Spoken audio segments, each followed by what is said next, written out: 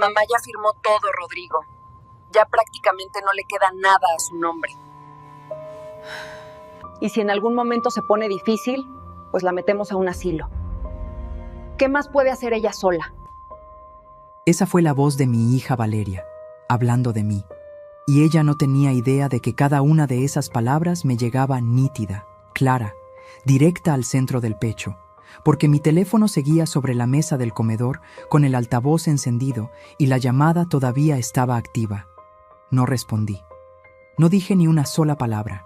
37 años de vida me enseñaron a leer a las personas antes de que terminaran de abrir la boca.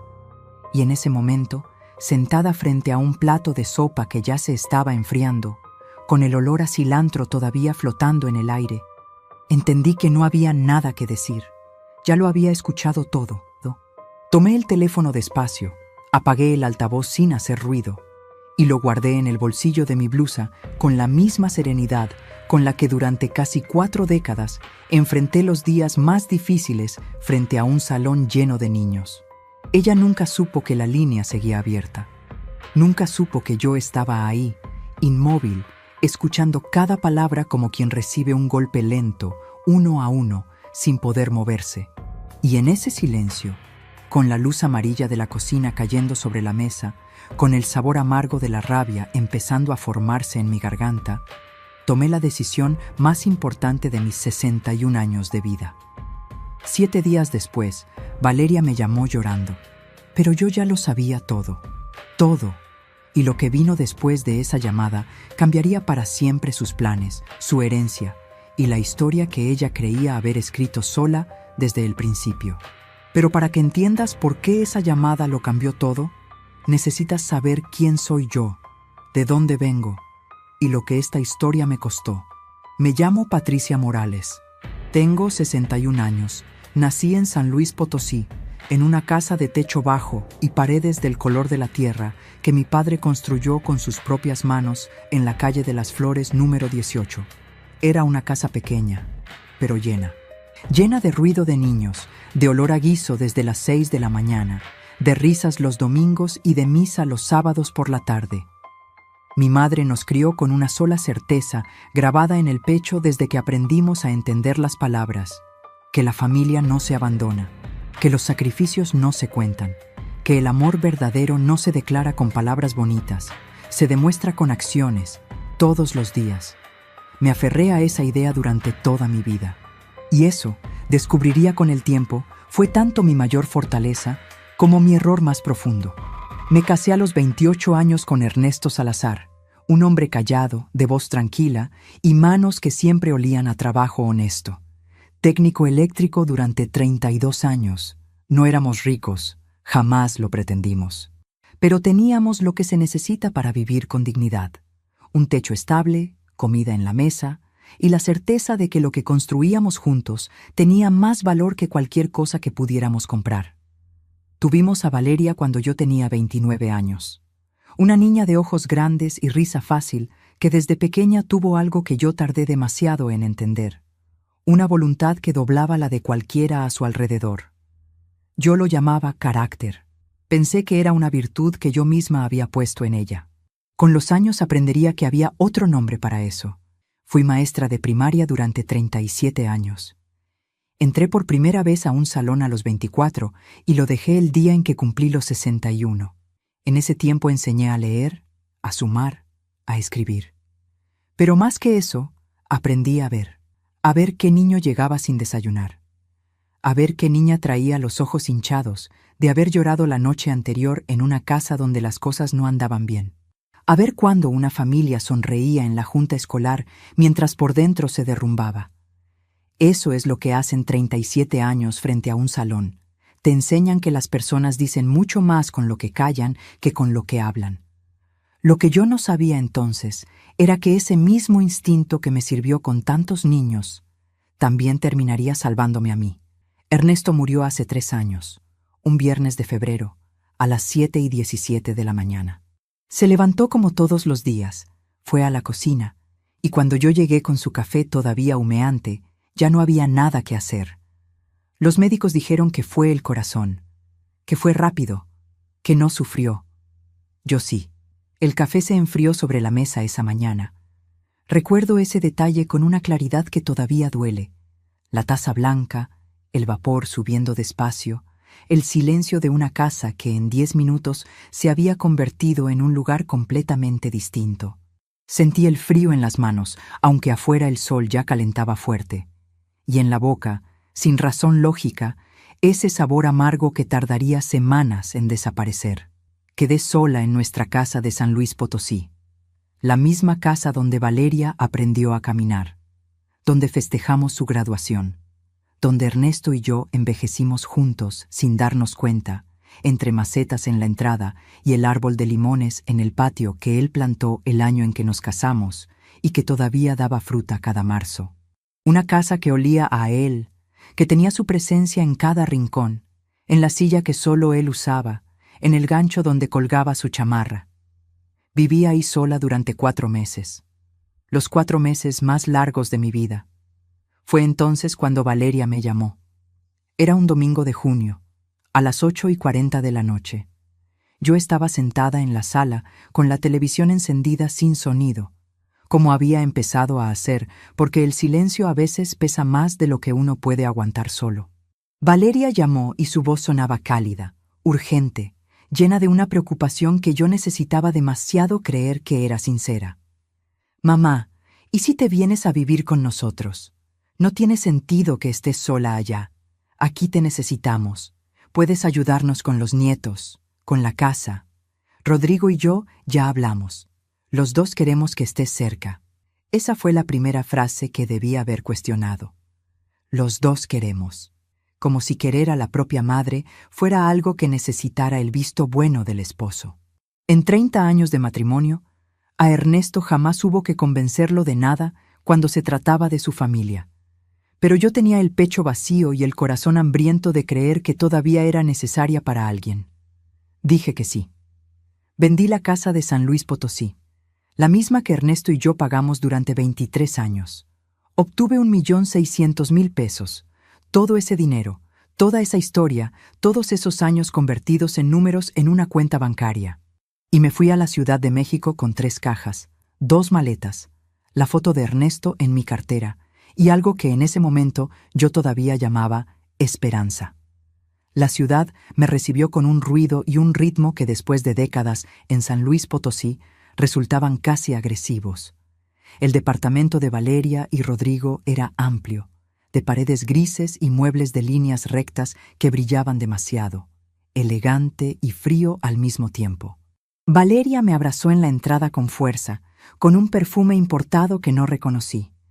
Rodrigo asomó desde el pasillo, levantó la mano en señal de saludo, dijo, «Bienvenida, señora Patricia», sin moverse de donde estaba, y desapareció hacia su estudio, sin un abrazo, sin un paso hacia mí. Guardé ese detalle en algún lugar pequeño de mi mente, el primero de muchos que iría guardando, sin saber todavía para qué. Lo que no imaginaba en ese momento era todo lo que ese 1.600.000 pesos representaban para Rodrigo Cienfuegos.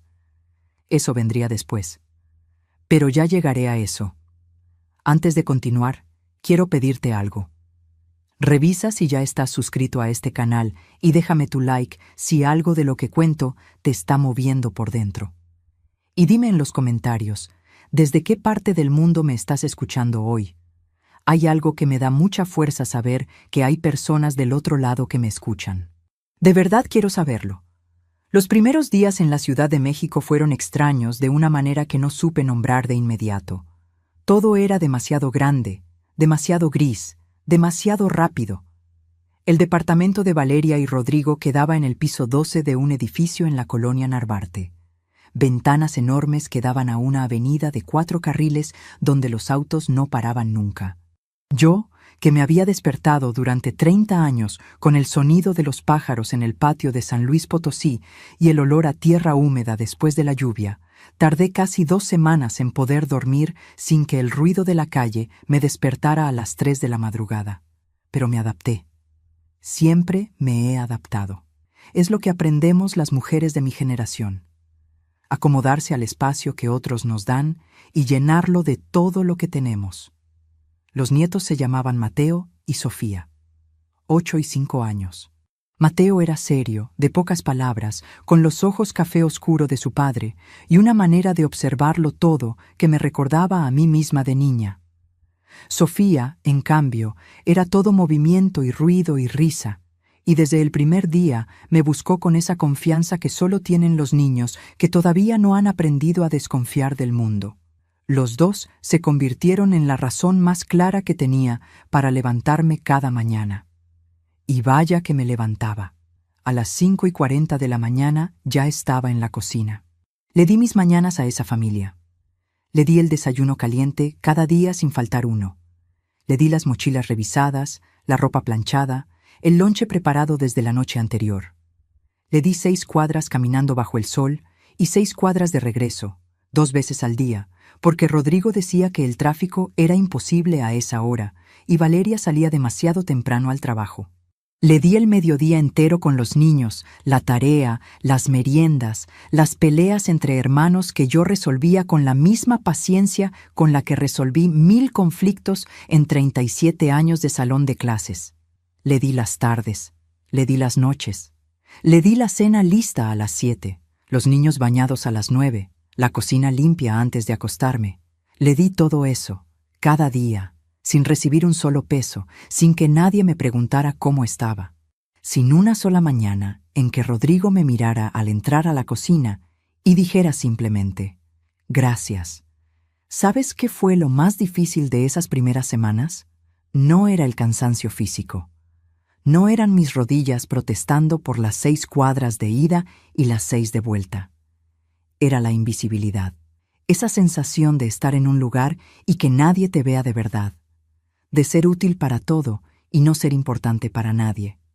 Pero ya llegaré a eso. 3 semanas después de mi llegada, un sábado de agosto a las 4:30 de la tarde, Rodrigo me llamó a su estudio. Los niños veían televisión en la sala. Valeria había salido a ver a una amiga.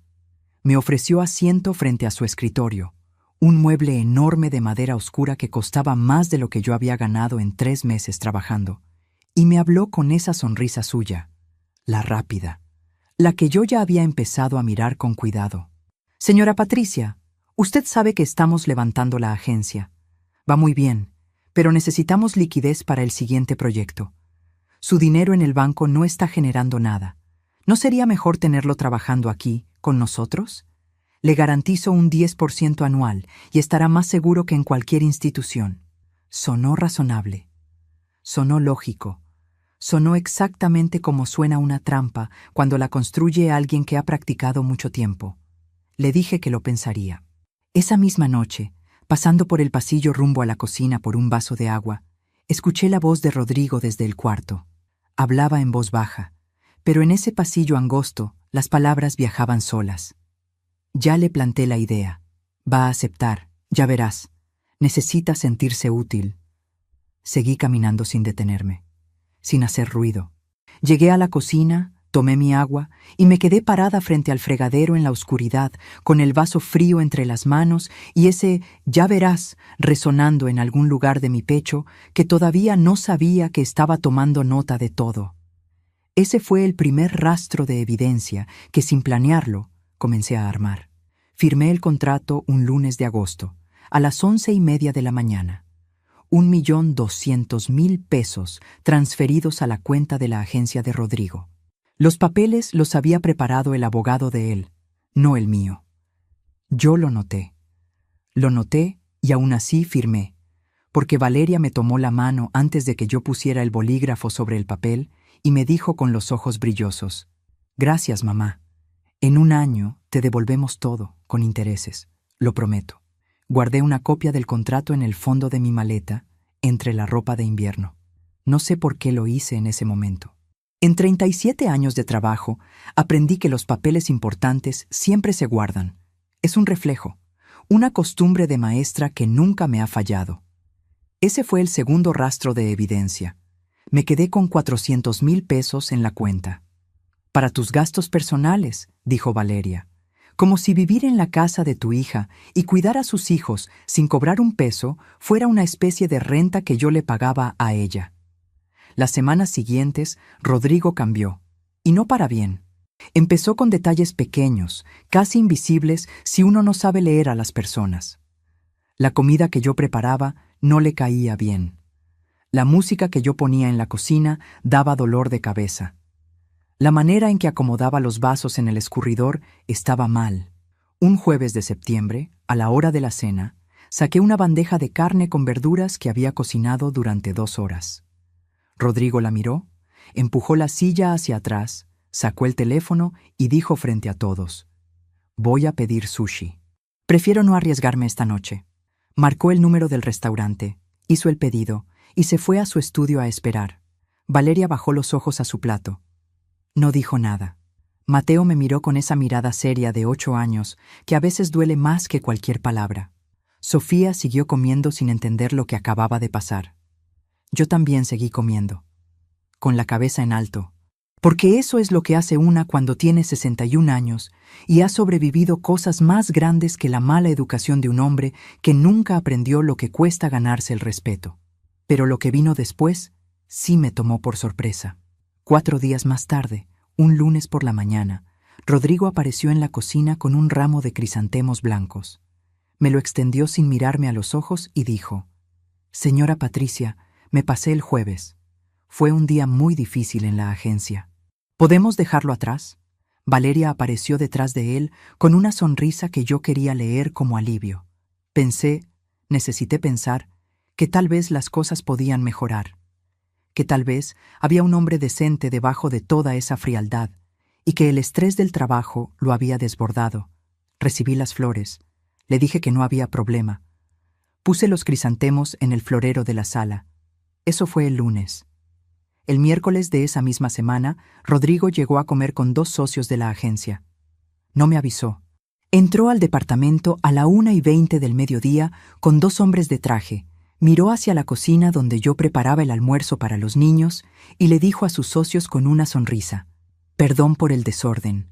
Tenemos a la señora de mi suegra viviendo aquí desde hace unos meses. Ya saben cómo es eso. La señora de mi suegra, 37 años de carrera, madre de familia, propietaria de una casa que yo misma mantuve durante 23 años. 1.200.000 pesos entregados sin dudar.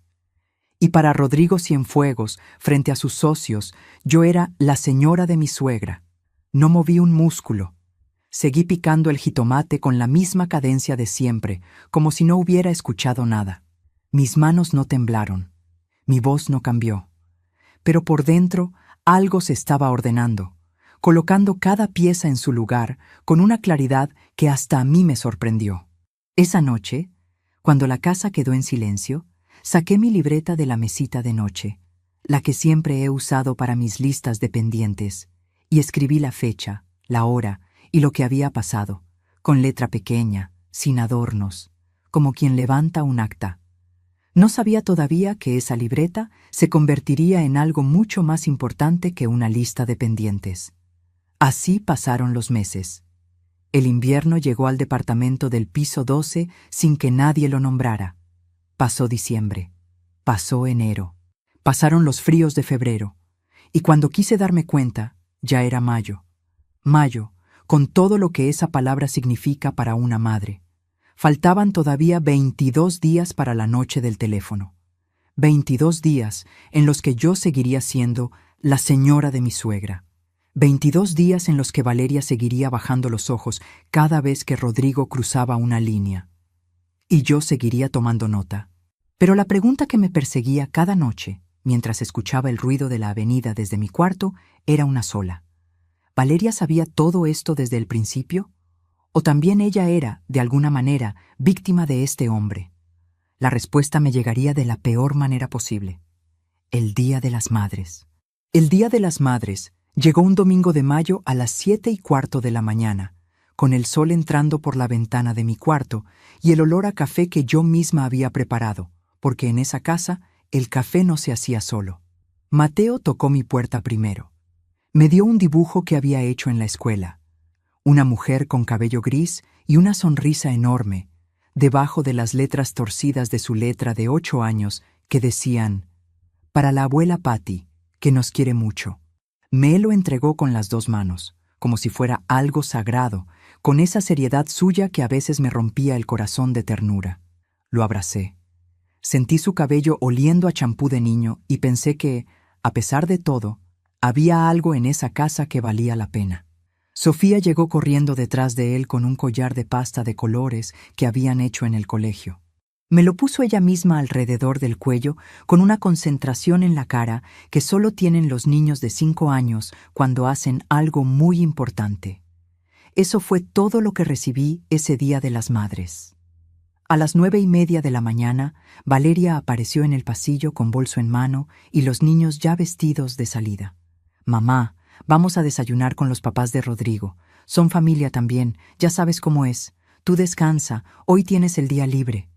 Me sonrió. Una sonrisa rápida, de las que no llegan a los ojos.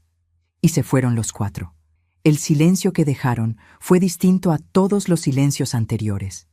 Más denso, más frío.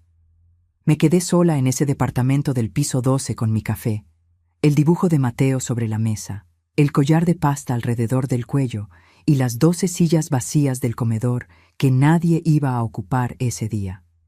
Llamé a mi hermana Consuelo a San Luis Potosí. «¿Cómo estás, Patty?», me preguntó con esa voz suya que siempre me conoce antes de que yo hable. Le dije que bien. Le dije que los niños me habían hecho regalos muy bonitos. No le dije lo demás. Todavía no estaba lista para decirlo en voz alta, porque decirlo en voz alta significa aceptarlo, y aceptarlo significaba enfrentar algo que todavía me dolía demasiado nombrar. Colgué. Miré por la ventana los 4 carriles de la avenida y pensé en Ernesto, en cómo cada Día de las Madres me despertaba con café en la cama y un ramo de flores de mercado que compraba desde la noche anterior porque le daban miedo los precios del propio día. Flores que olían a tierra fresca y a madrugada. Flores que valían más que cualquier cosa que el dinero pudiera comprar. Ese día saqué la libreta de la mesita de noche y escribí la fecha.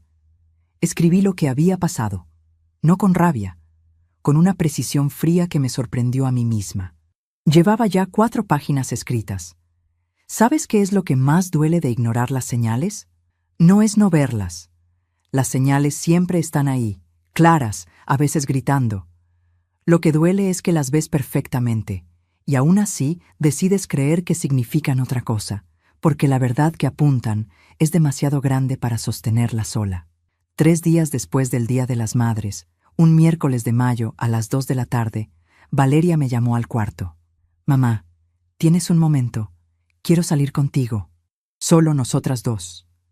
Fuimos a un café en la colonia Roma, uno de esos lugares con plantas colgantes, luz tenue y música instrumental que a Valeria siempre le gustaron y a mí me resultaban un poco fríos, pero no importaba, porque mi hija estaba sentada frente a mí, sin Rodrigo, y eso era suficiente para que yo bajara la guardia.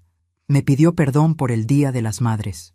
Me dijo que había sido un error, que debió haberme incluido, que los papás de Rodrigo no eran más importantes que yo. Me tomó la mano sobre la mesa. Tenía los ojos brillosos. Su perfume olía a algo floral que no reconocí, caro y suave al mismo tiempo. Por 40 minutos creí que había recuperado a mi hija. Salí de ese café con algo parecido a la esperanza pegado al pecho.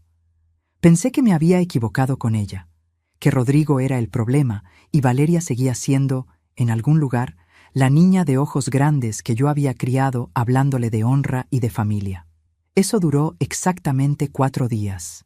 El domingo siguiente, a las 6:20 de la tarde, iba de paso hacia la cocina cuando la voz de Valeria llegó desde el cuarto con la puerta entreabierta.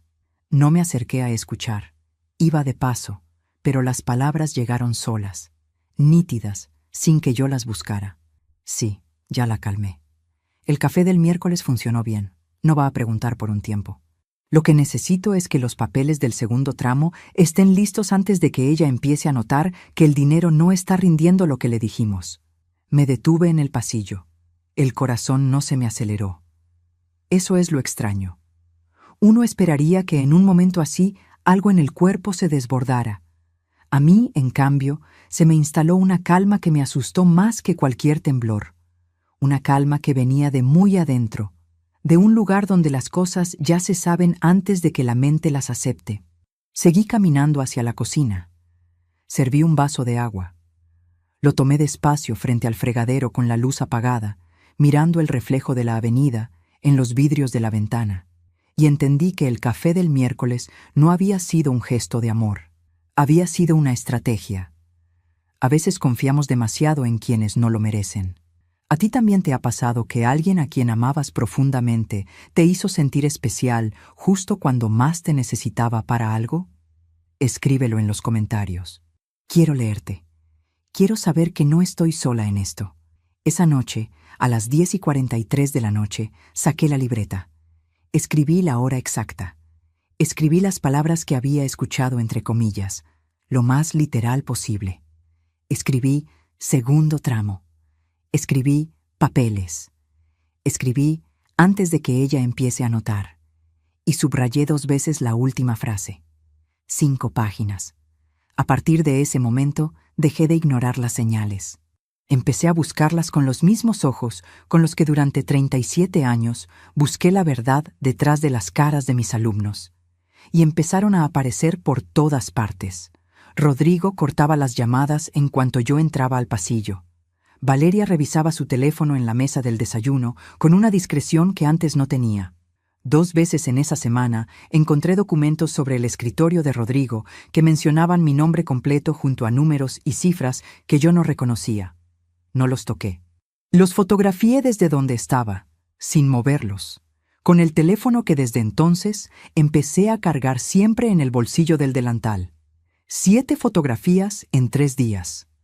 Todavía faltaban 17 días para la noche del teléfono. 17 días en los que yo ya no era la misma mujer que había llegado con 3 cajas y 2 maletas creyendo que era necesaria. Era algo distinto. Algo que Rodrigo y Valeria no habían contemplado en ninguno de sus planes. Pero lo peor todavía estaba por llegar. Porque 4 días después, un jueves de mayo a las 8:50 de la noche, Rodrigo hizo algo frente a Mateo y Sofía que cruzó una línea que yo no imaginaba que fuera capaz de cruzar. Y esa fue la noche en que entendí que el problema no era el dinero. El dinero era solo la parte visible de algo mucho más profundo. Y Valeria lo sabía desde mucho antes de que yo llegara a esa ciudad. El jueves de mayo a las 8:50 de la noche, Rodrigo llegó a casa cargando esa tensión particular que tienen los hombres que han tenido un mal día y necesitan encontrar un lugar donde depositarla. Mateo y Sofía estaban en la sala terminando su tarea. Yo acababa de servir la cena y estaba a punto de llamarlos a la mesa cuando Rodrigo entró al comedor. Miró el plato que había preparado: arroz con pollo en caldillo de jitomate, la receta de mi madre que los niños pedían cada semana, y preguntó con una voz que no era una pregunta sino un disparo: ¿quién autorizó usar el pollo del congelador? Ese era para el sábado. Mateo levantó la vista de su cuaderno. Lo siento, pensé que... Empecé a decir. Usted no tiene que pensar en lo que hay en mi congelador, me cortó. Si necesita algo, pregunta. Esta es mi casa y las cosas aquí se manejan como yo digo. Sofía me miró con los ojos grandes y la cuchara suspendida a mitad del camino entre el plato y la boca. 5 años. Demasiado pequeña para entender lo que acababa de pasar, pero suficientemente grande para sentirlo en el cuerpo. No respondí. Serví los platos con la misma cadencia de siempre. Puse el arroz con pollo frente a cada uno, incluyendo frente a Rodrigo, que se sentó y comió en silencio, y me retiré a mi cuarto con el pretexto de que no tenía hambre. Cerré la puerta. Me senté en el borde de la cama y sentí el filo del colchón en la parte de atrás de las rodillas, las palmas de mis manos apoyadas sobre la tela del cubrecama azul de flores que yo misma había traído de San Luis Potosí. La única cosa en ese cuarto que todavía olía a mi casa. Me aferré a esa tela y me permití temblar, sin sonido, sin que nadie lo viera. Solo ahí, solo en esa habitación, nunca afuera, nunca frente a ellos. Escribí en la libreta a las 10 de la noche. 6 páginas ya. Lo que no sabía entonces era que Rodrigo no había terminado. Lo del pollo fue solo el ensayo. El verdadero escenario llegó 3 días después. El domingo siguiente al mediodía llegó a la sala con una tableta en la mano y esa actitud particular que solo tenía cuando algo estaba saliendo exactamente como él quería. «Tengo una sorpresa para todos», dijo. Les mostró a Valeria y a los niños la reservación de un resort en Cancún. Una semana completa, vuelos incluidos, saliendo el viernes siguiente. Mateo gritó de emoción. Sofía empezó a dar vueltas alrededor del sillón. Rodrigo miró a Valeria. Valeria me miró a mí con esa expresión que yo ya conocía, la del momento en que tiene que decir algo incómodo y elige no decirlo con palabras. «Mamá, el departamento no se puede quedar solo una semana. ¿Verdad que tú te quedas?» No fue una pregunta. 7 noches en Cancún, en un resort de 3,000 pesos por noche por persona. Más vuelos, más gastos. Todo eso mientras Rodrigo les decía a sus socios que el dinero estaba ajustado, y mientras yo racionaba lo que quedaba en la despensa porque nadie había hecho la compra de la semana. Yo comía frijoles con tortilla para no gastar de mis propios ahorros. Él se iba al Caribe. Me quedé 7 noches sola en el piso 12 de ese edificio en Narvarte, con el ruido de la avenida como única compañía. Dormí bien, eso sí, mejor que en meses. Sin caminar de puntillas para no despertar a Rodrigo, sin medir el volumen de la televisión, sin calcular cada movimiento para no ocupar demasiado espacio, en una casa que yo estaba financiando sin que nadie lo dijera en voz alta. Usé esos 7 días para pensar y para ordenar. Saqué el contrato de la maleta. Lo leí línea por línea, 3 veces. Luego llamé a mi antigua colega Irene, que se había casado con un abogado y a quien sabía que podía consultar sin que la conversación llegara a oídos de nadie. Le pregunté, sin mencionar nombres ni detalles, qué validez tenía un contrato de inversión firmado sin abogado propio. Irene me escuchó en silencio. Cuando terminé de hablar, dijo: «Patricia, ¿en qué lío estás metida?» Le dije que todavía estaba tratando de entenderlo yo misma. «Guarda todo», me dijo con una firmeza que no dejaba espacio para interpretaciones. «Todo. Cualquier papel con tu firma, cualquier mensaje, cualquier comprobante. Guárdalo todo y no firmes nada más sin que alguien de tu confianza lo revise primero». Colgué. Miré el contrato sobre la mesa del comedor. Miré las fotos en mi teléfono. Miré la libreta. 8 páginas. El viernes que regresaron, Valeria entró primero con los niños, bronceada y con maletas de colores. Me trajo un imán para el refrigerador. Una palmera pequeña con la palabra Cancún en letras turquesas.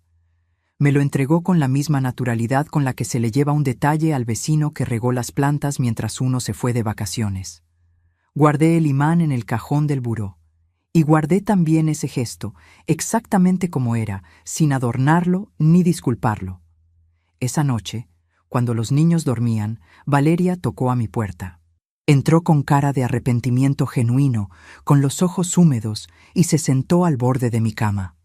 Me dijo: «Mamá, sé que esto no estuvo bien. No debimos dejarte aquí sola.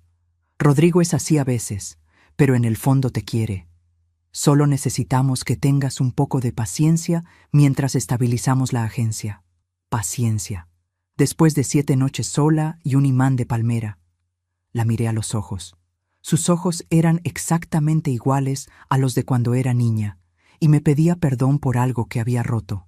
Los mismos ojos, la misma expresión. Y yo, igual que entonces, sentí el impulso de decirle que no importaba, que todo estaba bien, que la quería más que a nada en este mundo. Esta vez no lo dije. Le tomé la mano, sonreí con calma y le dije: «Descansa, hija. Mañana hay que llevar a los niños temprano». Eso fue todo. Ella salió. Yo apagué la luz. Y en esa oscuridad, con el ruido de la avenida entrando por la ventana y el cubrecama azul entre las manos, tomé una decisión que no verbalicé, pero que sentí instalarse en el pecho como algo permanente. Ya no iba a esperar que las cosas mejoraran solas. 2 días después llegó lo que yo menos esperaba. Era un martes de junio a las 7 de la tarde. Rodrigo llegó antes que Valeria, cosa rara en él. Me encontró en la cocina y con una calma que me desconcertó, me dijo que quería hablar. Se sentó a la mesa del comedor entrelazó las manos y me explicó que la agencia estaba en un momento crítico pero prometedor, que el segundo proyecto necesitaba un respaldo adicional y que con 100,000 pesos más podrían cerrar el ciclo y comenzar a regresar lo que me debían. Lo miré. A sus manos de uñas perfectas, a su reloj en la muñeca izquierda, uno de esos que no necesitan anunciarse porque cualquiera que los ha visto una vez sabe lo que cuestan. A su camisa de lino italiano color marfil. Yo llevaba puesta la blusa de algodón azul que me había regalado mi hermana Consuelo el cumpleaños anterior, la que costó 280 pesos en el mercado de San Luis Potosí y que yo lavaba a mano para que durara. Lo miré y por primera vez en todos esos meses no sentí rabia, no sentí dolor. Sentí algo mucho más frío que todo eso. Una claridad que llegó de golpe, sin anuncio, como cuando uno lleva tiempo buscando algo y de pronto lo encuentra exactamente donde siempre estuvo. Le dije con voz tranquila, casi amable: «Rodrigo, dame unos días para revisar mis números». Él sonrió, la sonrisa rápida. «Por supuesto, señora Patricia, no hay prisa». Sí la había, y yo ya lo sabía. Solo faltaban 10 días para la noche del teléfono. 10 días en los que todavía me quedaba algo por descubrir. Algo que no estaba en los documentos, ni en la libreta, ni en las fotos de mi teléfono. Algo que Rodrigo sabía desde antes de que yo pusiera un pie en esa ciudad. Desde mucho antes de la llamada de Valeria ofreciéndome su casa. Desde antes, incluso, de que Ernesto muriera. Y ese algo cambiaría la manera en que yo entendía absolutamente todo lo que había vivido hasta ese momento. Al día siguiente de la conversación de los 100,000 pesos, llamé a don Miguel. Don Miguel Fuentes es el esposo de Irene, mi colega de 30 años de magisterio. Abogado civil con más de 4 décadas de ejercicio, de esos que hablan despacio y piensan antes de cada palabra.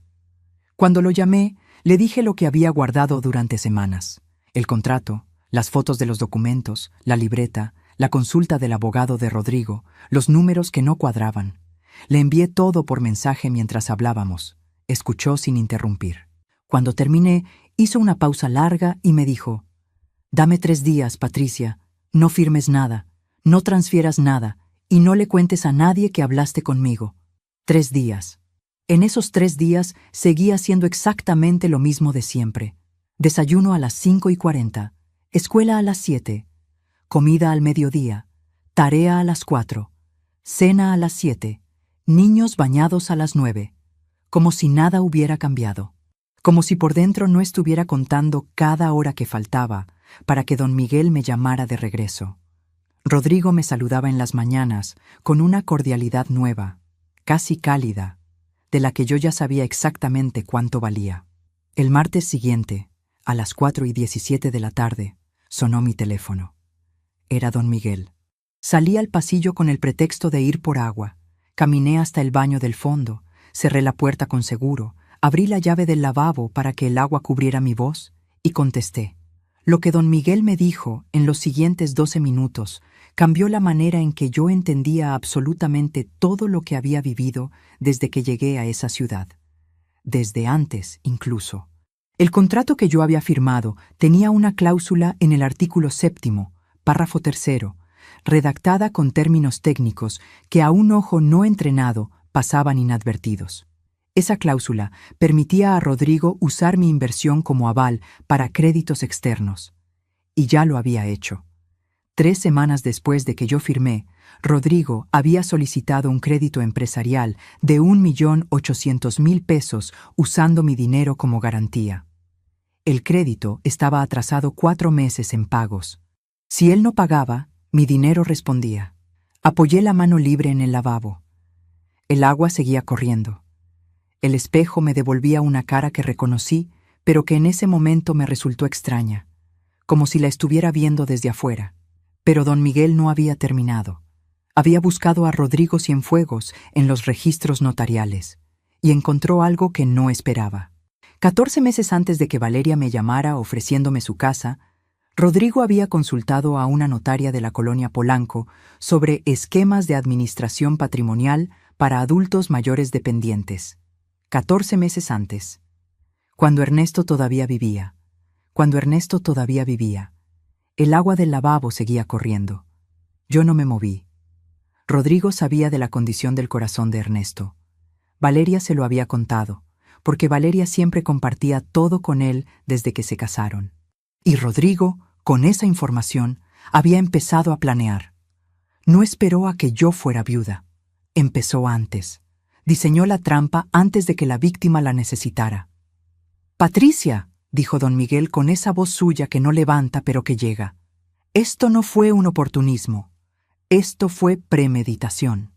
Tienes un contrato con cláusula abusiva, un crédito no autorizado que usa tu dinero como garantía, y evidencia de que el esquema se planeó antes de que tu esposo muriera. Tienes suficiente para presentar una denuncia civil y posiblemente penal. Pero necesito que me traigas los originales». Cerré la llave del lavabo. El silencio que quedó en ese baño fue el más denso que he sentido en mi vida. Más que el silencio de la mañana en que Ernesto no se levantó, porque aquel silencio era una pérdida. Este era una traición con nombre y apellido y 14 meses de planificación.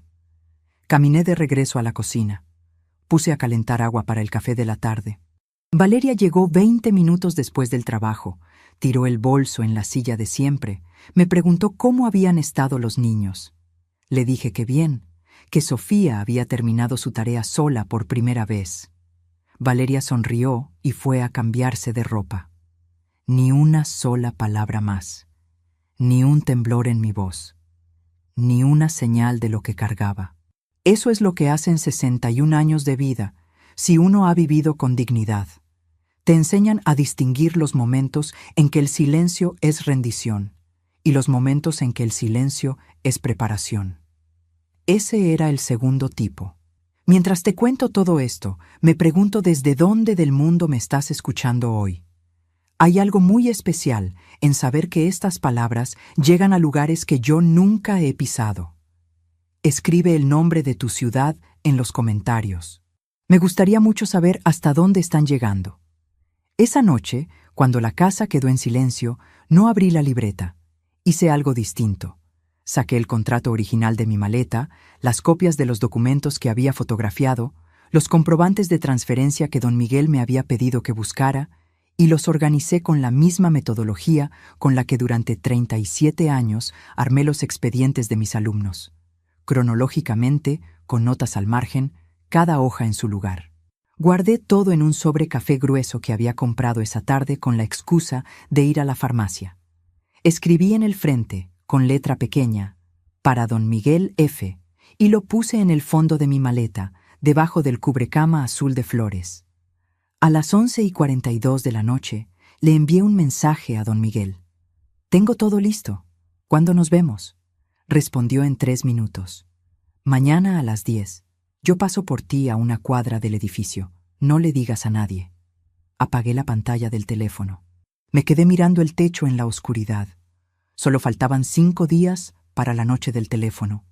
5 días para que una llamada que Valeria pensaba que era privada me entregara la última pieza que todavía me faltaba. La pieza que convertiría todo lo que yo había reunido, de una carpeta de evidencias, en algo que ningún abogado podría ignorar. Porque lo que don Miguel había descubierto era suficiente para una denuncia. Pero lo que yo escucharía 5 días después, sin buscarlo, sin planearlo, sería suficiente para algo mucho más definitivo. Al día siguiente me encontré con don Miguel en una cafetería de la calle Orizaba, a 7 cuadras del departamento. Me senté frente a él con el sobre café entre las manos. Me pidió un café americano. Yo pedí agua. Puse el sobre la mesa y lo deslicé hacia él sin decir nada. Lo abrió. Revisó cada documento en silencio durante 20 minutos. Yo lo observé trabajar con esa concentración de quien conoce exactamente lo que está buscando. En un momento levantó la vista, me miró y dijo una sola frase. «Patricia, esto es más serio de lo que pensé». No me preguntó si quería continuar. Ya sabía la respuesta. Salí de esa cafetería a las 11:15 de la mañana, con el sobre vacío en la bolsa y algo nuevo instalado en el pecho. No era rabia, no era miedo. Era la sensación concreta de que por primera vez, desde que llegué a esa ciudad, el terreno bajo mis pies era firme, Caminé las 7 cuadras de regreso al edificio. Entré por la puerta del lobby, saludé al portero de siempre. Subí al piso 12, puse a calentar el almuerzo. Y esperé. Esos 5 días fueron los más extraños de toda mi vida. No porque fueran dramáticos, sino exactamente porque no lo eran. Desde afuera, todo seguía igual. Yo hacía el desayuno, llevaba a los niños, limpiaba, cocinaba, planchaba. Rodrigo llegaba y se iba. Valeria preguntaba por los niños. Las noches caían sobre el piso 12 de ese edificio en Narvarte como siempre. Pero por dentro, yo ya no era la misma mujer. Don Miguel y yo hablábamos por mensajes cada noche, cuando la casa dormía y yo me encerraba en el baño con el agua corriendo. Me fue explicando, paso a paso, lo que estaba construyendo. El expediente tenía ya 4 frentes: la cláusula abusiva del contrato, el crédito no autorizado, la consulta notarial de 14 meses antes y los comprobantes de transferencia que demostraban que mi dinero había salido de mi cuenta hacia la cuenta de la agencia en 3 movimientos distintos para evitar que parecieran una sola suma grande. Eso último, me dijo don Miguel, se llama fraccionamiento doloso. 4 frentes, más la libreta, más las fotos, más los mensajes de texto que yo había guardado, uno a uno, sin borrar ninguno. El tercer día antes de la noche del teléfono, don Miguel me escribió a las 11:40 de la noche.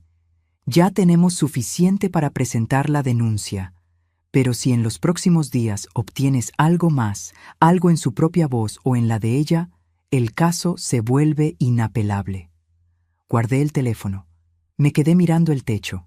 No lo busqué. Lo que vino después no lo planeé ni lo provoqué. Llegó solo, como llegan las verdades que uno ha estado evitando sin saberlo. El día siguiente, un miércoles, Rodrigo llegó a casa a las 2 de la tarde con un estado de ánimo que yo no le había visto antes, eufórico, casi. Entró al departamento como si midiera 1 centímetro más de lo normal, con una caja larga bajo el brazo envuelta en papel negro. Llamó a Valeria. Le entregó la caja con una sonrisa de la que yo podía ver desde la cocina que era genuina, de las pocas veces que lo había visto sonreír así. Valeria la abrió y sacó un bolso, grande, de piel suave color camel, con el logo de una marca que yo reconocí porque una vez había visto uno igual en el aparador de una tienda en Polanco y había notado el precio sin querer. 22,000 pesos. 22,000 pesos en un bolso. El mismo mes en que él me pedía que le prestara 100,000 más porque el dinero estaba ajustado. Valeria lo abrazó, lo besó en la mejilla. ¿A qué se debe?, le preguntó. Rodrigo respondió con esa voz de quien guarda un secreto que ya casi no aguanta. A que en 2 semanas vamos a estar muy bien, mi amor. Muy, muy bien. 2 semanas. Seguí picando la cebolla sobre la tabla de madera. Mis manos no se detuvieron. Mi ritmo no cambió. Pero en algún lugar dentro de mí, algo terminó de ordenarse con un clic tan nítido que casi lo escuché. Esa noche escribí en la libreta: miércoles, 2:17 de la tarde. Bolso de piel, marca identificada, aproxé 22,000 pesos. Frase textual: en 2 semanas vamos a estar muy bien. 12 páginas ya. Al día siguiente, el jueves, todo fue normal. Demasiado normal. Esa calma que tiene el aire antes de que cambie el tiempo. Y llegó el viernes. Era las 8:12 de la noche. Rodrigo había salido a cenar con clientes. Valeria había bañado a los niños y los había acostado más temprano que de costumbre. Yo estaba sola en el comedor, terminando de cenar, con el teléfono sobre la mesa a mi lado izquierdo como siempre lo ponía, por si los niños me necesitaban desde el cuarto. Lo que no sé todavía en ese momento es que Valeria, en su habitación, me estaba marcando. Sentí que el teléfono vibraba.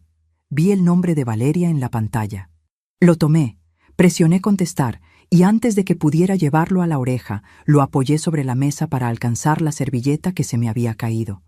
En ese movimiento, sin quererlo, el altavoz se activó. Uno de esos accidentes pequeños que cambian todo. Escuché la voz de Valeria. No me hablaba a mí. Hablaba con alguien más.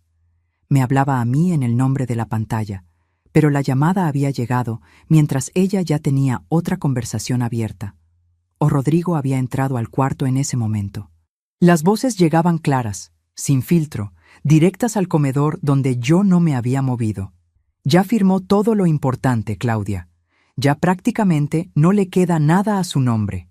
Y el resto, los 400,000 que tiene en la cuenta, eso lo arreglamos la próxima semana con el otro documento que ya preparó el licenciado.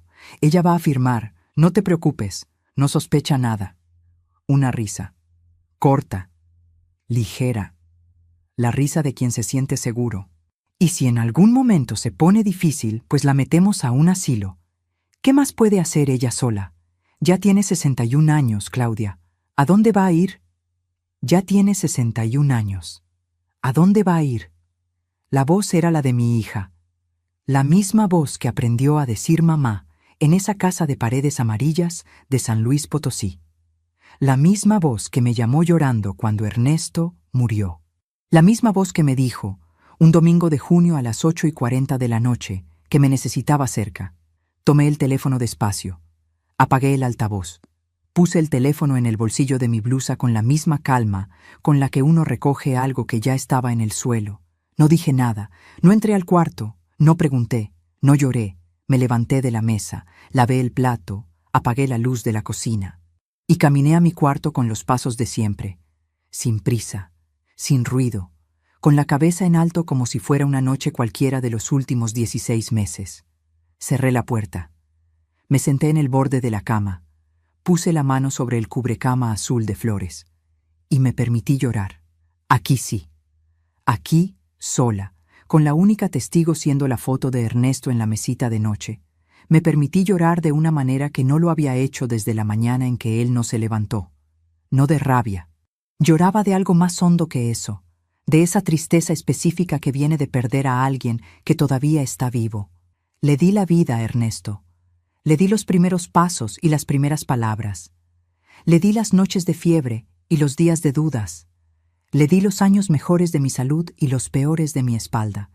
Le di el dinero de nuestra casa, la casa que tú construiste con tus manos. Le di todo eso, y ella lo convirtió en una estrategia. Me sequé la cara, miré la foto de Ernesto, y le hablé en silencio, como hablo con él cuando nadie me ve. Ya sé lo que tengo que hacer. Esa noche le escribí a don Miguel a las 10:53. Tengo la voz de ella. Lo escuché todo. Mañana te mando la grabación. Porque sin planificarlo, el teléfono con el altavoz activado había registrado cada palabra. Cada una. Don Miguel respondió en 2 minutos. Patricia, esto es todo lo que necesitábamos. Puedo presentar la denuncia el lunes. El lunes. Pasé los siguientes días actuando con normalidad. Desayuno, escuela, comida, todo igual, todo en su lugar. Pero cada noche, mientras la casa dormía, fui sacando mis cosas despacio. La ropa doblada de regreso a las maletas, los documentos de vuelta al sobrecafé, la libreta guardada en el fondo del bolso, el dibujo de Mateo, doblado con cuidado, entre las páginas de mi libro de oraciones, el collar de pasta de Sofía, envuelto en un pañuelo. El domingo por la mañana, temprano, antes de que nadie despertara, escribí 2 líneas en una hoja blanca y la dejé sobre la mesa del comedor. Me voy a casa de Consuelo. Necesito descansar unos días. Cuiden a los niños. La firmé, la doblé, y la dejé junto al florero donde todavía estaban, marchitos ya, los crisantemos blancos que Rodrigo me trajo el día que fingió disculparse. Cargué las 2 maletas y las 3 cajas. El portero del edificio, un señor mayor de nombre Aurelio, que siempre me saludaba con una inclinación de cabeza, me ayudó a bajarlas al lobby sin hacer preguntas. Le di las gracias. Me preguntó si necesitaba un taxi. Le dije que sí. Salí por la puerta de vidrio del edificio sin mirar hacia arriba, sin voltear, sin esperar que alguien asomara por la ventana del piso 12. El taxi olía a ambientador de vainilla y a plástico nuevo. Me senté en el asiento trasero, con el bolso sobre las piernas, las manos entrelazadas encima, y le di la dirección al chofer. Arrancamos. Solo entonces, Cuando el edificio quedó atrás y los 4 carriles de la avenida se abrieron frente a nosotros, solté el aire que llevaba días conteniendo. 3 días después, desde casa de mi hermana Consuelo, vi lo que Rodrigo publicó en sus redes sociales. Una foto desde un restaurante de la Colonia Condesa. Copa de vino tinto en primer plano. Valeria sonriendo a su lado. El texto decía: celebrando los buenos tiempos que vienen. La vida es corta. Hay que vivirla. 742 personas dando me gusta. Cerré la pantalla. El lunes, don Miguel presentó la denuncia. Mañana sería el día en que Valeria entendería que sus planes tenían un error de cálculo fundamental. Había subestimado a la señora de su suegra. La casa de Consuelo en San Luis Potosí olía a canela y a madera vieja, a tortillas hechas a mano y a ese detergente de lavanda que mi hermana usa desde siempre. Dormí 12 horas seguidas la primera noche, la segunda también. Consuelo me dejó dormir sin hacer preguntas. Así es ella. Primero te da espacio, luego te da café, y cuando estás lista para hablar, ya está sentada frente a ti con toda la paciencia del mundo. El lunes por la mañana, mientras tomábamos café en su cocina con la luz del patio entrando por la ventana, le conté todo. Escuchó sin interrumpir. Cuando terminé, puso su taza sobre la mesa con esa calma suya que siempre me ha parecido la forma más poderosa del amor, y dijo solamente: ¿y ya está en manos del abogado? Le dije que sí. Asintió. Entonces ya hiciste lo que tenías que hacer. Esa tarde, a las 3:42, don Miguel me escribió: presentamos la denuncia esta mañana. Denuncia civil por fraude en contrato de inversión con cláusula abusiva y uso no autorizado de capital como aval. Y denuncia penal por fraccionamiento doloso. El proceso está en marcha, Patricia. Leí el mensaje 3 veces. 16 meses. 16 meses de desayunos a las 5:40, de 6 cuadras bajo el sol, de silencios calculados, de crisantemos falsos y cafés estratégicos, y noche sola en el piso 12 mientras ellos brindaban en Cancún. Y ahora, en un mensaje de 12 líneas, todo eso tenía nombre legal y expediente con número de caso. El martes no pasó nada visible. Don Miguel me explicó que los procesos legales rara vez hacen ruido al principio. Trabajan bajo la superficie, como el agua antes de hervir. El miércoles a las 2 de la tarde, mi teléfono vibró. Era Rodrigo. No contesté. Vibró de nuevo a las 2:04, a las 2:11, a las 3:15, a las 5:17. 6 llamadas perdidas de Rodrigo Cienfuegos en menos de 4 horas. Consuelo me miraba desde la sala con una ceja levantada.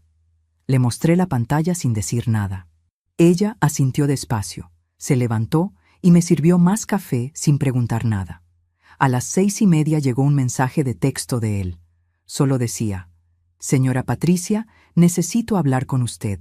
Es urgente. Por favor, conteste. Guardé el teléfono boca abajo sobre la mesa.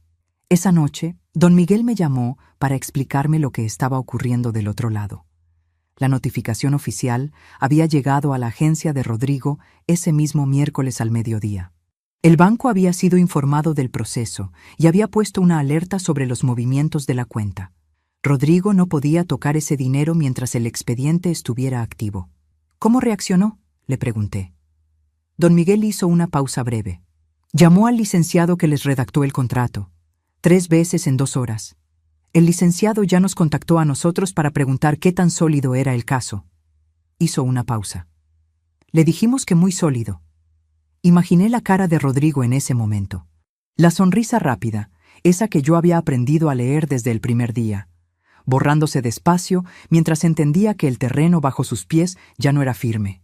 El mismo hombre que 4 días antes brindaba en un restaurante de la Colonia Condesa y escribía en sus redes que la vida hay que vivirla. El jueves, Valeria me mandó un mensaje a las 9:15 de la mañana. Mamá, ¿estás bien?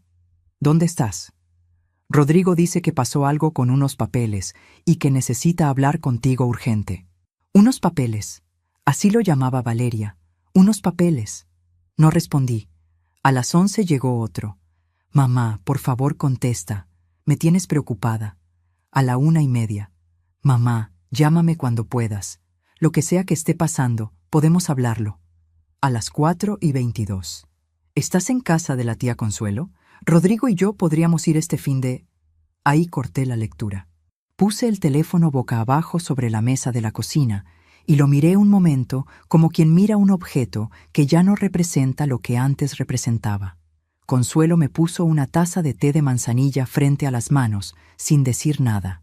La tomé con las 2 palmas, sintiendo el calor de la cerámica contra los dedos, y miré por la ventana el árbol de limones del patio que crecía igual que el de mi casa de tantos años. Todo olía a tierra húmeda y a tarde tranquila, a algo que todavía era real. El viernes amaneció con una lluvia fina que golpeaba los vidrios de la ventana con un sonido suave, casi delicado. Eran las 7:03 de la mañana y yo ya estaba despierta, sentada en la cama con la espalda apoyada en la pared, el café caliente entre las manos, mirando cómo el agua dibujaba líneas lentas sobre el vidrio. Don Miguel me había escrito la noche anterior. El juez había aceptado a trámite ambas denuncias. Había una audiencia preliminar programada para la semana siguiente. El proceso era real, avanzaba, y Rodrigo Cienfuegos lo sabía con nombre, apellido y fecha de audiencia. Eran exactamente 7 días desde la noche del teléfono. Lo que vino después no me sorprendió. Pero aún así, cuando vi el nombre de Valeria iluminando la pantalla a las 8:49 de la mañana, algo en el pecho se me apretó de una manera que no supe nombrar del todo. No era miedo, no era rabia, era algo más viejo que eso, más profundo. Dejé vibrar el teléfono. 1 vez, 2, 3. Lo miré en la palma de la mano.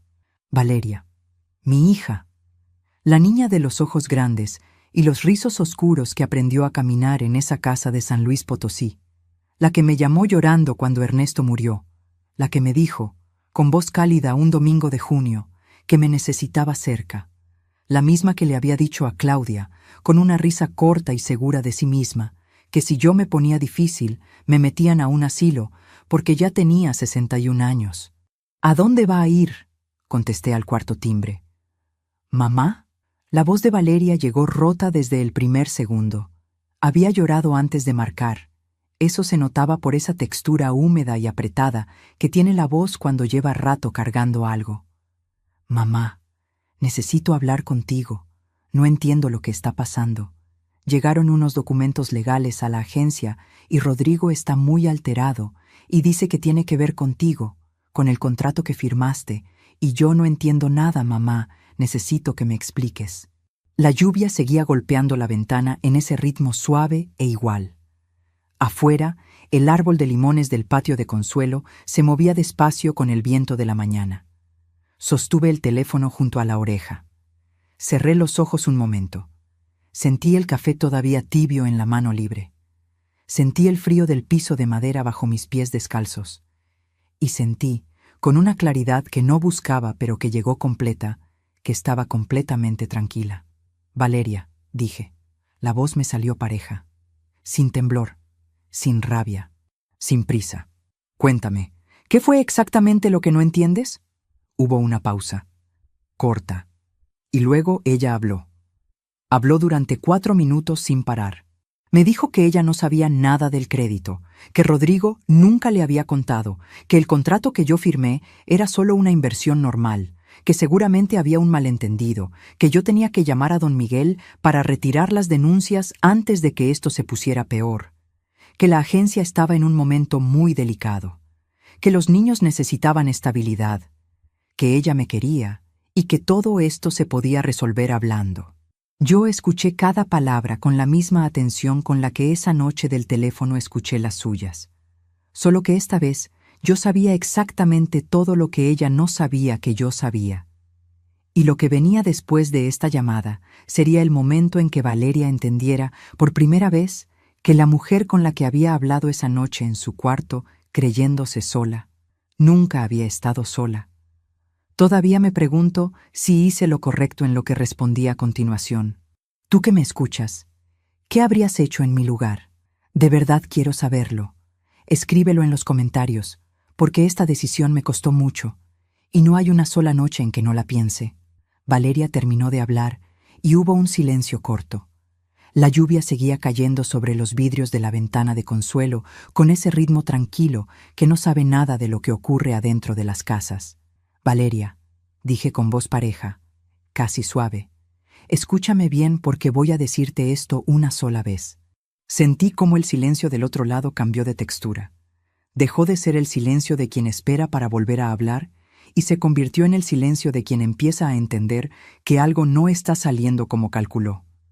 Sé lo que le dijiste a Claudia la noche del viernes, escuché cada palabra, que ya prácticamente no me quedaba nada a mi nombre, que el resto lo arreglarían con otro documento la semana siguiente, que si me ponía difícil, me metían a un asilo. Hice una pausa. ¿A dónde va a ir? Ya tiene 61 años. Eso dijiste, Valeria, eso exactamente. El silencio que vino después fue diferente a todos los silencios anteriores de esa conversación. Fue el silencio de alguien que acaba de pisar un suelo que creía firme y siente que no lo es. Mamá, yo también sé lo del crédito que Rodrigo sacó con mi dinero como aval. Sé lo de los 3 movimientos fraccionados para que no pareciera una sola suma. Sé lo de la consulta notarial que hizo 14 meses antes de que yo llegara a esa ciudad. 14 meses antes, Valeria. Cuando tu padre todavía vivía. Nada. Tengo el contrato. Tengo las fotos de los documentos. Tengo 12 páginas de notas con fechas y horas exactas. Tengo mensajes guardados. Y tengo tu voz hablando con Claudia, porque el altavoz de mi teléfono estaba encendido esa noche sobre la mesa del comedor y grabó cada palabra. Un sonido llegó del otro lado. Pequeño. Ahogado. El primer sonido genuino que Valeria hacía en toda esa conversación. Don Miguel presentó la denuncia el lunes. 2 frentes, civil y penal. El juez la aceptó a trámite el jueves. Ya no hay nada que retirar, aunque yo quisiera. Mamá, su voz se había roto del todo. Ya no era la voz de la estrategia, era otra voz, más pequeña, más parecida a la de la niña que alguna vez fue. Mamá, yo no sabía todo lo que Rodrigo había hecho. El crédito, lo del notario, eso yo no lo sabía. Te lo juro, mamá, yo pensé que era solo la inversión. Yo pensé, lo que tú sabías y lo que no, eso lo determinará el proceso, dije. Y era verdad. Era la verdad más limpia que podía darle. Pero lo que sí escuché con mis propios oídos, lo que sí quedó grabado en ese teléfono, eso fue tu voz, hija. La tuya. No hubo respuesta. Afuera, la lluvia fue aflojando despacio hasta convertirse en un goteo irregular sobre las hojas del árbol de limones. El sol de la mañana empezó a entrar por el borde de la ventana, dorado y tímido, como si pidiera permiso. Cuida a Mateo y a Sofía, dije finalmente. Eso es lo único que te pido. Y colgué. Me quedé con el teléfono en la mano, mirando la pantalla en negro, durante un tiempo que no supe medir. Consuelo apareció en el marco de la puerta con su delantal de flores y sus ojos iguales a los de mi madre, que Dios la tenga en su gloria, y me miró sin preguntar. Me levanté, caminé hasta ella, y la abracé de una manera que no la había abrazado desde el funeral de Ernesto. Olía a lavanda y a pan recién hecho. Olía a casa. Olía a todo lo que es real. Las semanas que siguieron fueron de un ritmo extraño. Por fuera, tranquilas. Por dentro, todo en movimiento. Don Miguel me llamaba cada 2 o 3 días para actualizarme. El proceso civil avanzaba con solidez. La cláusula abusiva del artículo 7º era, según sus palabras, un error tan evidente que el juez lo va a ver a primera lectura. El crédito no autorizado estaba documentado con los registros del banco. Los 3 movimientos fraccionados eran trazables con los estados de cuenta que yo había guardado. El proceso penal era más lento, como siempre son esas cosas, pero avanzaba. A las 2 semanas, el abogado de Rodrigo llamó a don Miguel para proponer un arreglo extrajudicial. Ofrecía devolver el 1.200.000 en 12 pagos mensuales, sin intereses, a cambio de retirar la denuncia penal. Don Miguel me lo consultó esa misma tarde, sentados de nuevo en la cafetería de la calle Orizaba, con café americano para él y agua para mí, igual que la primera vez. «¿Qué quieres hacer?», me preguntó. Lo pensé. No mucho tiempo en realidad. El dinero con intereses reales, calculados desde la fecha del contrato hasta hoy. Y que el proceso civil continúe de todas formas para que quede el registro público. Don Miguel sonrió apenas, de ese modo suyo que casi no se mueve. Eso es lo que yo habría propuesto. Rodrigo aceptó. El acuerdo se firmó ante notario un martes de septiembre, a las 10:40 de la mañana. No estuve presente. Don Miguel fue en mi nombre. Me envió una foto del documento firmado cuando salió de la notaría. Lo miré en la pantalla del teléfono, sentada en el patio de la casa de Consuelo, con el sol de la mañana cayendo directo sobre mis manos. 1.200.000 pesos más intereses, depositados en mi cuenta en 3 transferencias ese mismo día.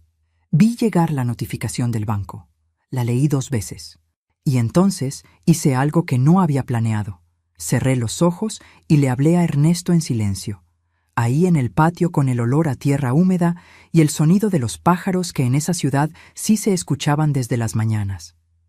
Le di las gracias por haberme dado 30 años de una vida honesta, por haberme enseñado, sin palabras, que el trabajo limpio siempre deja algo parado frente al desastre, y por haberme dejado sin querer una manera de pensar que ninguna trampa pudo desmontar. Lo que vino después lo supe por Irene, mi colega, cuyo esposo, don Miguel, me fue contando en fragmentos a lo largo de las semanas. Sin haber buscado esa información, me llegó con la naturalidad con que llegan las consecuencias cuando son proporcionales a los actos. La agencia de Rodrigo perdió 2 contratos importantes en esas semanas. Cuando el proceso civil se volvió registro público, uno de sus clientes principales, una empresa de construcción con la que llevaba 3 años trabajando, canceló el contrato sin dar explicaciones. El segundo cliente lo llamó directamente para decirle que no podían continuar una relación comercial con alguien que enfrentaba cargos de fraccionamiento doloso. La agencia no cerró de inmediato, pero empezó a sangrar. Rodrigo, según me contó Irene sin que yo preguntara, había comenzado a culpar a Valeria de todo. Decía que si mi hija no me hubiera traído a vivir con ellos, nada de eso habría pasado. Que Valeria le había prometido que yo era manejable, que ella lo había involucrado en un problema que no era suyo. Cuando Irene me dijo eso, lo guardé en silencio. No sentí satisfacción. Sentí algo mucho más complejo y más difícil de nombrar. Porque Valeria, en medio de todo lo que había hecho, en medio de la estrategia y las palabras que le dijo a Claudia, también estaba recibiendo ahora las consecuencias de haberse casado con un hombre que usaba a las personas como fichas. Y eso, aunque ella lo hubiera elegido, tenía un peso que yo no podía celebrar. Un jueves de octubre llegó a casa de Consuelo una carta. Sobre blanco, letra de Valeria en el frente. La reconocí antes de abrirla. La dejé sobre la mesa del comedor durante 2 días sin tocarla. Consuelo la miraba cada vez que pasaba frente a ella y no decía nada. El sábado por la mañana la tomé. La abrí. Era una carta larga, 4 páginas, escrita a mano, con la letra inclinada de siempre. Me decía que lo sentía, que había sido ciega, que se había dejado llevar, que nunca imaginó que Rodrigo había llegado tan lejos con sus planes, que los niños me preguntaban por mí, que Mateo había guardado el dibujo del Día de las Madres en su mochila y lo llevaba a la escuela todos los días, que Sofía todavía tenía el collar de pasta que ella misma se había puesto, que Valeria entendía si yo no podía perdonarla, pero que necesitaba que yo supiera que me quería, que siempre me había querido, que se había perdido a sí misma en algo que no supo ver a tiempo. Leí las 4 páginas hasta el final. Las doblé con cuidado. Las guardé en el cajón de la mesita de noche, debajo del libro de oraciones y del dibujo de Mateo que yo también había traído conmigo. No respondí esa semana, ni la siguiente. Lo que sí hice, el lunes después de recibir la carta, fue llamar a una agencia inmobiliaria en San Luis Potosí. Le expliqué lo que buscaba: una casa pequeña, con patio, preferiblemente con árbol frutal. No en la misma calle de antes, porque algunos lugares se cargan de historia de una manera que no te deja crecer hacia adelante, pero sí en la misma ciudad, en el mismo aire. La agente me envió 3 opciones esa tarde. La tercera tenía un naranjo en el patio. La visité el miércoles siguiente. Era una casa de un piso, paredes blancas, ventanas con marcos de madera pintada de azul, piso de talavera en la cocina. Olía a cal y a encierro, como huelen las casas que llevan tiempo esperando a alguien. Me paré en el patio bajo el naranjo y puse la mano sobre el tronco, áspero y firme bajo mis dedos, y supe sin necesitar pensarlo más. La firmé esa semana. Pagué la mitad al contado y el resto en mensualidades cómodas, con el dinero que había recuperado. La primera vez en mi vida que compraba una casa a mi sola nombre.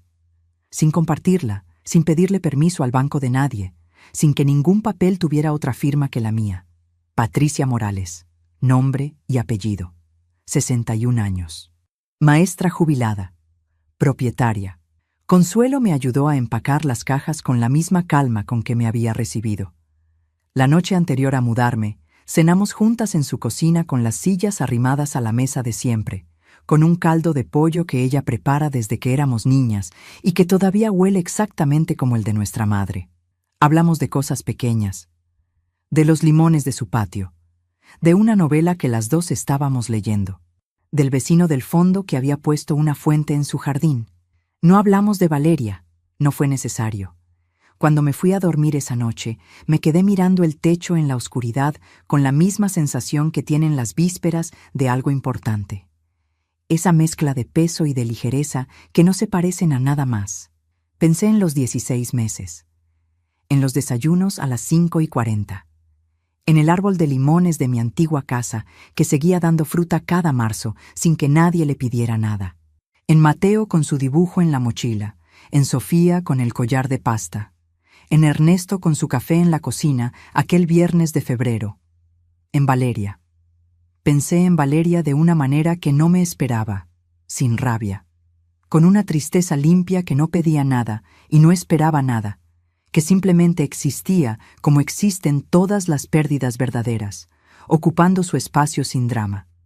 La había querido con todo lo que tengo, la seguía queriendo.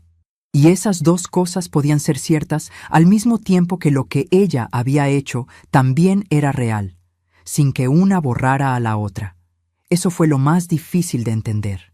Y lo más importante, la casa nueva tardó 2 semanas en dejar de oler a encierro. La primera mañana que desperté en ella, a las 6:15, me quedé en la cama sin moverme, solo escuchando. Pájaros, 3, 4 especies distintas, comenzando sus conversaciones antes de que el sol terminara de salir. El tipo de sonido que uno da por hecho durante años y que solo aprecia cuando ha vivido sin él demasiado tiempo. Me levanté. Hice café. Lo tomé en el patio, sentada en una silla de madera que compré en el mercado de artesanías de la calle Aldama, con el naranjo frente a mí y la luz de esa primera mañana de noviembre cayendo dorada entre las hojas. Olía a tierra húmeda, a cáscara de naranja y a algo que no supe nombrar exactamente, pero que reconocí con el cuerpo antes que con la mente. El olor de un comienzo. Desempacar las cajas me tomó 3 días. En la última encontré el imán de palmera que Valeria me trajo de Cancún. Lo sostuve un momento entre los dedos, mirándolo sin saber qué hacer con él. Al final, lo puse en el cajón de la cocina, el de las cosas que no tienen lugar fijo, pero que tampoco se tiran. Hay cosas así en la vida, no encajan del todo, pero siguen siendo tuyas. Fui armando la casa despacio, sin prisa, eligiendo cada cosa con la atención que nunca pude darle a los cuartos del piso 12 de Narvarte, porque esos cuartos nunca fueron míos. Puse el cubrecama azul de flores en la cama. Colgué la foto de Ernesto en la pared de la sala, a la altura de los ojos, donde puedo verla desde el sillón. Planté menta y romero en las macetas junto al naranjo, porque mi madre decía que la menta en el patio es buena señal, y yo nunca he tenido razones para dudar de lo que me enseñó mi madre. La vida fue tomando su ritmo nuevo, un ritmo que era solo mío, sin horarios que responderle a nadie, sin caminar de puntillas, sin calcular cuánto espacio ocupaba en cada cuarto. Fue en esos primeros meses cuando don Miguel me llamó con algo que yo ya no esperaba recibir. Era un jueves de diciembre, a las 4:30 de la tarde, y yo estaba podando las macetas del patio. Entré a la cocina, me senté y escuché. El notario del expediente original había entregado un último detalle durante el proceso de revisión. En la cita de consulta de 14 meses antes, la que Rodrigo había agendado para diseñar el esquema patrimonial, había 2 nombres registrados en el libro de la notaría: el de Rodrigo Cienfuegos y el de Valeria Morales de Cienfuegos. Los 2. Valeria había estado en esa oficina 14 meses antes de llamarme ese domingo de junio con voz cálida y urgente para decirme que me necesitaba cerca. Me quedé en silencio con el teléfono apoyado en la oreja, mirando sin ver las flores azules y blancas del piso de talavera de mi cocina. «Patricia», dijo don Miguel. «Ya entendí», respondí. Y era verdad. Entendí cosas que antes solo sospechaba. Entendí que la carta de 4 páginas, la que hablaba de haberse perdido a sí misma y de no haber sabido hasta dónde llegaban los planes de Rodrigo, tenía un límite que no dependía de mi capacidad de creer, sino de algo más sencillo y más duro. La verdad completa. Colgué. Salí al patio. Seguí podando las macetas. Esa noche saqué la carta de Valeria del cajón de la mesita de noche. La leí de nuevo, completa, las 4 páginas. Esta vez con ojos que ya tenían toda la información. Y tomé la decisión que había estado postergando. No le respondí con palabras. No porque no las tuviera, sino porque entendí que las palabras entre nosotras habían llegado a un lugar donde ya no alcanzaban para nada verdadero. Le envié una foto, solo una. El naranjo de mi patio, tomado esa mañana con el sol de las 7 golpeando entre las hojas y 2 naranjas pequeñas, todavía verdes, asomando entre el follaje. Sin texto. Sin explicación. Valeria respondió 40 minutos después con un solo mensaje. «Es precioso, mamá». No respondí, pero guardé el mensaje. Está todavía en mi teléfono, entre los que no se borran. Algunas puertas no se vuelven a abrir igual, pero tampoco tienen que cerrarse para siempre. Hay un punto intermedio que no tiene nombre en ningún idioma que yo conozca, pero que se parece mucho a lo que mi madre llamaba vivir con dignidad delante de Dios. Hoy tengo la casa del naranjo. Tengo a Consuelo a 2 horas en carretera. Tengo las mañanas con café en el patio y los pájaros que no fallan nunca. Tengo mi nombre solo en los papeles de esta casa. Y eso, que desde afuera parece tan pequeño, es en realidad lo más grande que he tenido en mucho tiempo. Aprendí algo en estos meses que no sé si se puede enseñar, pero lo intento de todas formas. La sangre no garantiza el amor, y el amor no garantiza la honestidad. Son 3 cosas distintas que a veces coinciden, y cuando coinciden es una gracia enorme que hay que cuidar. Pero cuando no coinciden, uno tiene que aprender a sostenerlas por separado, sin pedirle a ninguna que sea lo que no es. También aprendí que la dignidad no es algo que otros te dan ni que te pueden quitar. Es algo que uno decide mantener cuando todo lo demás se cae. En los peores momentos de todo esto, lo único que dependió completamente de mí fue eso, la manera en que salí por las puertas, con la cabeza en alto, sin gritar, sin suplicar, sin convertirme en algo que no reconocería en el espejo. Si Mateo y Sofía algún día escuchan esto, quiero que sepan algo que espero haberles enseñado sin palabras en el tiempo que estuvimos juntos, que el respeto no viene con el apellido, se gana y se cuida. Que una persona que los quiera de verdad nunca los va a hacer sentir que son una carga, y que el amor verdadero no se declara con palabras bonitas. Se demuestra todos los días, en las cosas pequeñas, en las que nadie aplaude ni fotografía ni publica en ningún lado. Eso es lo que puede hacer una mujer sola. Puede levantarse a las 6:15 de la mañana y escuchar los pájaros desde su propia cama. Puede tomar café bajo su propio naranjo sin pedirle permiso a nadie. Puede poner su nombre solo en los papeles de su casa y sentir que ese nombre pesa exactamente lo que debe pesar. Puede guardar el mensaje de su hija sin responderlo y aún así no perder el sueño. Puede mirar hacia adelante con los ojos limpios y la conciencia en paz. Eso puede hacer. Esa noche, Valeria le dijo a Claudia con una risa corta y segura de sí misma: ¿qué más puede hacer ella sola? Ya tiene 61 años. Hoy, desde el patio de mi casa con el naranjo y la menta y el romero, Con el café caliente en las manos y los pájaros empezando otra mañana, sé la respuesta. Todo esto. Exactamente todo esto.